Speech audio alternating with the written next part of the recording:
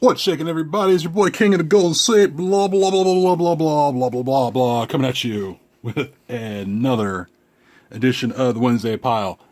I just felt like doing that. It was just for, you gotta change it up every once in a while. Guess, pretty much the best of stuff I picked up from the comic shop this past Wednesday. And, yeah, if these are something that you guys already picked up, well, feel free to tell me down in the comment section below. And tell me what you guys picked up. Because, I picked up a whole bunch of books. Like I said, I can show you them all. But like I said, I don't want to bore you to sleep. I've done that. I'm sure I've done that before to past couple ex-girlfriends. But that's neither here nor there. But anyway, let's move on to the video. You know what? I did get these for $1, believe it or not. And decided to pick up a couple of them. But, if you guys haven't guessed what I'm picking up for $1. These here. These Wolverine Hulks. Which are... I got $3 worth of them, 3 copies. So I figure I'd pick up 3 of them and say, screw it. I don't think they're going to be worth anything, but hell, maybe I'll just give them away somewhere down the line. So not bad for $1. And plus I already got my original copy in a 6.0, which I'm kind of debating on whether I want to upgrade that slab to a higher grade, maybe like a 7 or perhaps an 8. I don't know. We'll see. Now, I just figured I picked this up. These have been reprinted before, not in a True Believer form, but, for $1, why the hell not? It'd be cool, if kids, like young kids, like the millennials, younger than the millennials, I don't even know if they call them, if they're younger than millennials, but, caught on to stuff like this and decided to go to the comic shop and pick this up for $1. It'd be well worth it. Hell, for $1, it's actually, that cover price for $1 is more than what it was when it came out originally. I think it was like, 60 cents, 75 cents. God, if I only had a time machine, that would have been so cool. But, yeah, I picked these up. I figure what the hell, and, we'll see what the future brings us. But, anyway, that's a little off-site thing I did. Also, picked this one up. Fool Killer number 4. Let me ask you guys, have you guys read this yet? What do you guys think of it so far? Is it kind of trying to be like the character trying to take the Deadpool place, kind of, I don't know. Like Deadpool's got some big shoes to fill if they're going to have like somebody like Fool Killer getting there. Like why, sometimes I'm wondering, why is this character even here? Fool Killer, But, yeah, I read the first issue. It was okay. I figured, it gave me an excuse to buy number 4, so why the hell not? So I was curious. What are you guys' opinion on Fool Killer? It's one of my first comics I ever collected too, believe it or not. I did it. I still did it. I picked up the regular copy of Inhumans vs. X-Men. I also picked up the variant. But it wasn't just that variant, but there was also another variant, which was the one by Joe Jusko. And how can you say no to Joe Jusko if he's doing a variant copy of Inhumans vs. X-Men? Title's pretty good so far. I'm not sure how many issues are left, but whatever happened to all that talk about the X-Men going away and the Inhumans coming back, taking over for them? Because now you got I believe they have X-Men Gold and X-Men Prime or X-Men Blue or whatever is coming out like sometime in the next month or two, and I guess they're deciding to keep the X-Men back. I don't know what's going on. It's it's too complicated for me right now. It's above my pay grade, so to speak. But I know this is actually pretty entertaining. Inhumans vs. X-Men. They need to have more stuff like this, like they had back in the past when they had X-Men versus the Avengers, back when Sylvester drew it, and the X-Men versus Alpha Flight. They need to have more of this stuff. They need to have more, more of like X-Men versus somebody. I think that would be kind of cool. Like maybe X-Men versus New Mutants, or X-Men versus Runaways. I don't know. If they had more of that, every so often for a nice little miniseries, I'll be down for it. But, yeah, I'm still trying to dial back on the variant stuff, but, I couldn't say no. Joe Jusko's an amazing artist. He's got a lot of these variants coming out, like a Deadpool one I got coming in pretty soon. There's a Cyclops variant for, I believe Jusko did for Champions. And then I can't remember what else, but this one also here, this Cyclops cover is done by Terry Dodson, and Dodson just rocks, man. And Terry and Rachel Dotson, they just kill it. So, had to pick it up. As well as, what's the word I'm looking for? Guilty pleasures. Yeah, I had to, pick it up. So, I did that. I did it with this one, too. Because, I just love these covers right here. I mean, like, Gary Frank is a hard artist to say no to when it comes to variant covers, for Action Comics.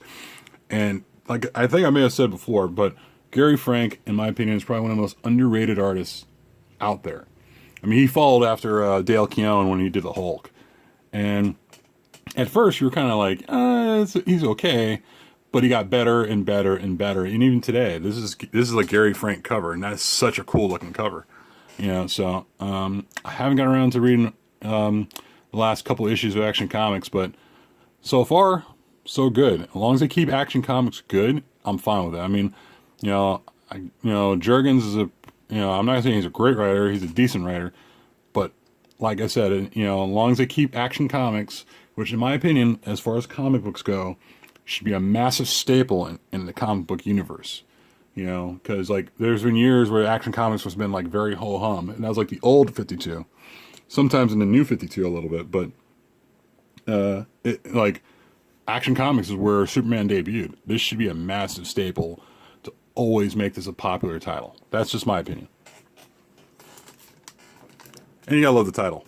Mild-Mannered, Part 1. You don't hear that very much. Also, picked up Doctor Strange and the Punisher, one of the most oddest team-ups you've ever seen in comic books. One that you never expect. Read the first issue, very good stuff, which led me to picking up the next couple issues here. This is issue number 3, and it's part of the whole Magic Bullet storyline. I'm sure somebody in the boardroom said, how about we do a Doctor Strange Punisher team-up? And everyone looked at them like, what the fuck? Really? And then apparently somebody said yes, because that's why you got the title right in front of you, and I'm showing it to you. But so far, so good. I like this one. Now, I got a title that really threw me off. I don't understand it. I really don't. I mean, threw me for a loop. It says it speaks for itself.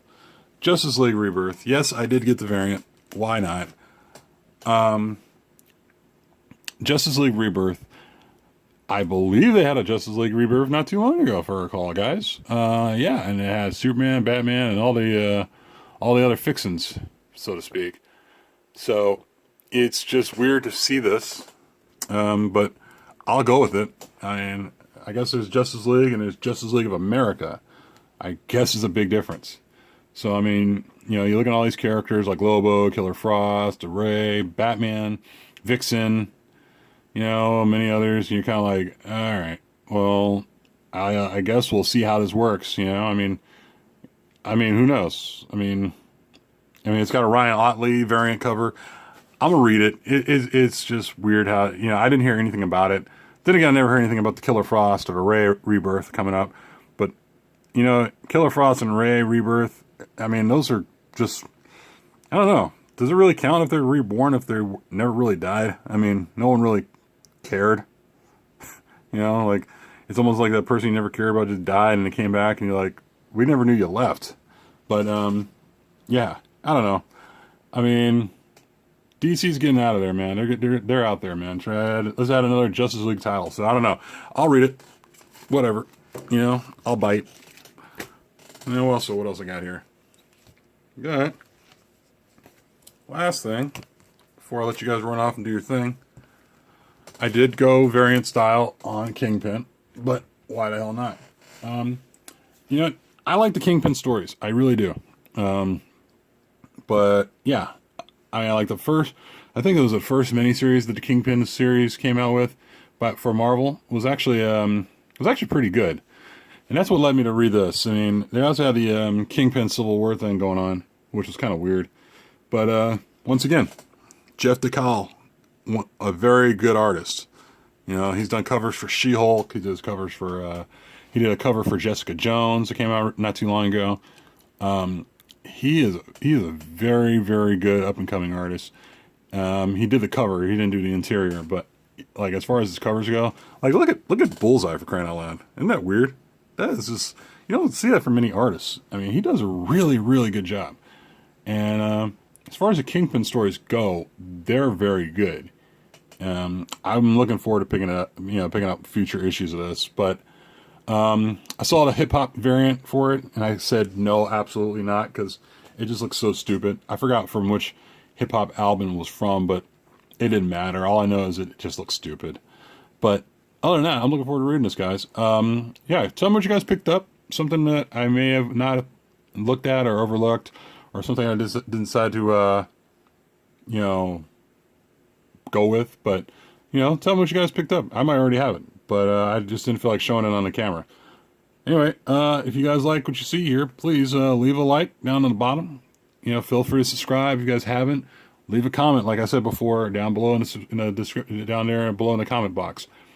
I'm going to go. I'll talk to you guys later. This has been the Wednesday Pile. I'll holla. Peace.